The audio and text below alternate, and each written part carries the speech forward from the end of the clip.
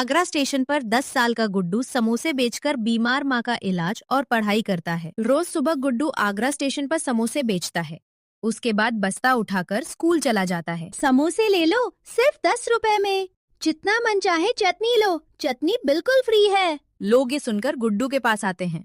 गरम समोसों की खुशबू और उसकी मेहनत देखकर यात्री, कुली, पुलिस वाले सब खरीदते हैं। वाह, क्या समोसे बनाए हैं बेटा, इतने कुरकुरे और स्वादिष्ट। 10 रुपए में चटनी फ्री। तू तो कमाल का हलवाई बनेगा एक दिन। धीरे धीरे उसके समोसे बिकने लग जाते हैं।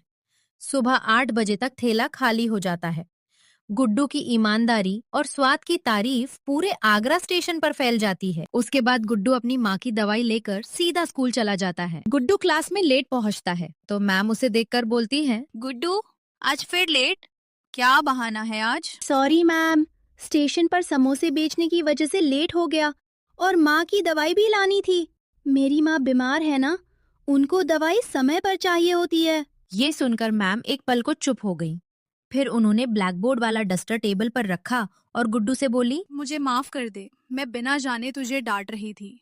तू पढ़ाई के साथ साथ घर भी संभाल रहा है। मैम ने क्लास के सामने गुड्डू को शाबाशी दी और बोली, बच्चों, गुड्डू सिर्फ स्कूल का स्टूडेंट नहीं है। ये सुबह स्टेशन पर समोसे बेचता है ताकि बीमार माँ की दवाई ला सके। फिर भी पढ़ाई नहीं छोड़ता। इससे बड़ा हीरो कोई नहीं। ये सुनकर पूरी क्लास खड़ी होकर गुड्डू के लिए तालियां बजाने लगी। गुड्डू शर्म से लाल हो गया, पर उसकी आंखों में गर्व की चमक थी। शाम को फिर से गुड्डू स्टेशन पर ठेला लगाता है। गरम समोसों की खुशबू के बीच उसकी आवाज गूंजती है, गरम समोसे ले लो। कुली लल्लन स्टेशन पर सामान ढोते ढोते गुड्डू को आवाज देता है, ए गुड्डू, 2 समोसे उधार दे दे। आज बोहनी नहीं हुई है, कल शाम को पैसे दे दूंगा। चाचा, उधार पे ब्याज लगता है। 2 समोसे के बदले मुझे पहाड़ा सुनाना पड़ेगा। तू पढ़ाता भी है? माँ कहती है, हिसाब सबको आना चाहिए, चाहे पैसे का हो या जिंदगी का। तभी चाइल्डलाइन दीदी नेहा आती है, कैमरा लिए। बेटा, कितने साल के हो? मैं 10 साल का हूँ दीदी। कृपया बताइए क्या हुआ है, मैं अभी समझ नहीं पा रहा हूँ। तुम अभी छोटे हो और समोसे बेच रहे हो। तुम्हें तो अभी पढ़ना चाहिए। पढ़ाई से ही जीवन बनेगा। तुम मेहनत करते हो पर स्कूल जरूरी है। दीदी, ये देखो, सुबह 100 समोसे और शाम को 100 समोसे बेचता हूँ। हफ्ते में 1400 रुपए हो जाते हैं। इसी से माँ का इलाज कराता हूँ, घर का राशन लाता हूँ और अपनी स्कूल की फीस भरता हूँ। आप अगर ठेला बंद करा दोगे तो माँ की दवाई छूट जाएगी, घर में खाना नहीं बनेगा और मेरी पढ़ाई रुक जाएगी। नेहा चुप हो जाती है।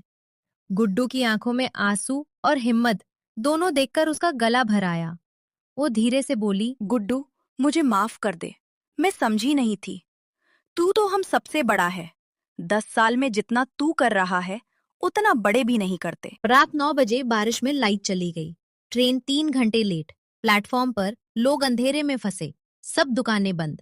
गुड्डू के पास टॉर्च और डिब्बे में आखिरी 30 समोसे बचे हैं। अंजलि भीड़ में से अपनी 4 साल की बेटी को लेकर गुड्डू के पास आती है। बच्ची भूख से रो रही है। बेटा, क्या तुम्हारे पास कुछ गरम खाने को है? मेरी बिटिया बहुत भूखी है। चिंता मत करो, मैं भी पेटीएम से पैसे भेज देती हूँ। आंटी, नेटवर्क नहीं है, पर भूख का नेटवर्क हमेशा ऑन रहता है। आप बिटिया को खिलाइए, पैसे की चिंता मत करिए। भीड़ देखती है। एक एक कर लोग आने लगते हैं। गुड्डू सबको एक एक समोसा देता है।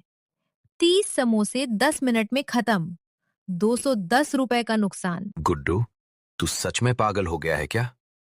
पूरे दिन की मेहनत से बने सारे समोसे तूने फ्री में बांट दिए।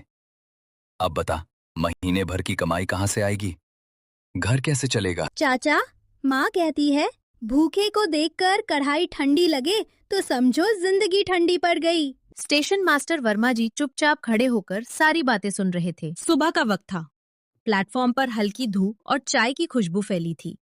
वर्मा जी हाथ में एक थैला लिए गुड्डू के पास आए। गुड्डू फिर से समोसे तल रहा था। रात की बारिश के निशान अभी भी चेहरे पर थे। बेटा, कल तूने हमें सिखाया कि कमाई सिर्फ पैसों से नहीं होती। भूखे को खाना खिलाना सबसे बड़ा धर्म है। साहब, मैं तो बस माँ की बात मानता हूँ कि भूखे को खाली मत भेजो। मैं तो बस अपनी माँ की बात पे चलता हूँ साहब। माँ कहती हैं, बेटा, पेट अपना भरे ना भरे, किसी भूखे का पेट खाली न रहे। गुड्डू, कानूनन तू काम नहीं कर सकता, पर तेरी मजबूरी कानून से बड़ी है।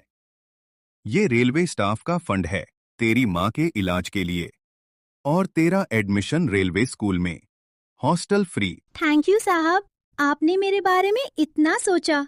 मैं तो एक मामूली समोसे वाला हूँ। कल तक डर था कि माँ को क्या मुंह दिखाऊंगा। आज आपने मुझे स्टेशन का बेटा बना दिया। मैंने तो बस दिल की सुनी थी, पर आपने उस दिल की कीमत समझी।